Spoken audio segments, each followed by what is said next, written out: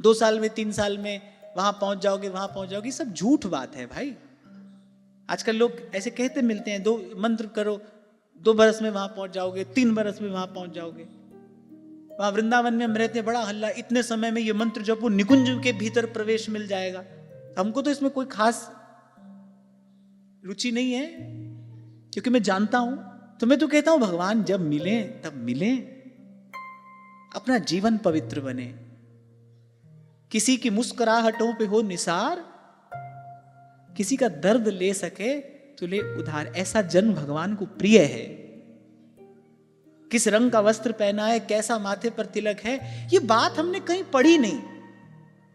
वैष्णव की जब बात आई, वैष्णव जन तो तेने कही, पहली बात नरसिंह मेहता कह रहे हैं क्या, पीर पराई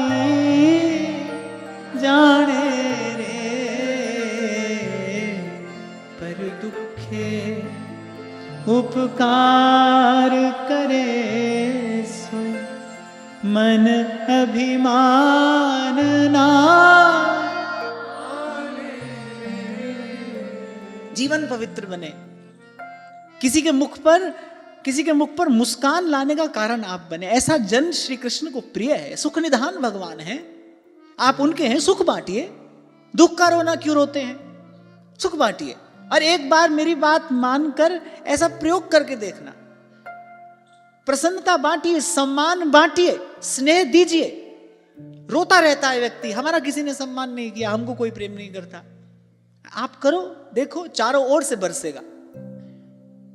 आप करो, आप देना आरंभ करो। आप भगवान के हो, प्रभु तो आपको अपना मानते हैं, अंतर्यामी बैठा है आपके हृदय मंदिर में, आप भगवान के हो। अपने संबंध का विचार करो, उस नाते भगवान सुख सागर है, सुख निधान है, उस नाते आप भी बांटना शुरू करो। देखो चारों ओर से बरसेगा।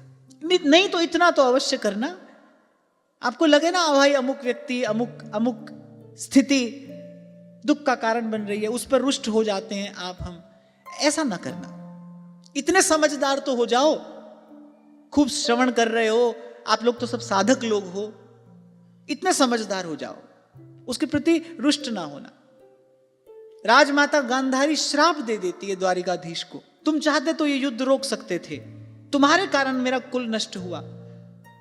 कोई बात नहीं, पीड़ा बहुत थी, पीड़ा में विवेक नहीं रह पाया, तुम्हारे कारण मेरा कुल नष्ट हुआ।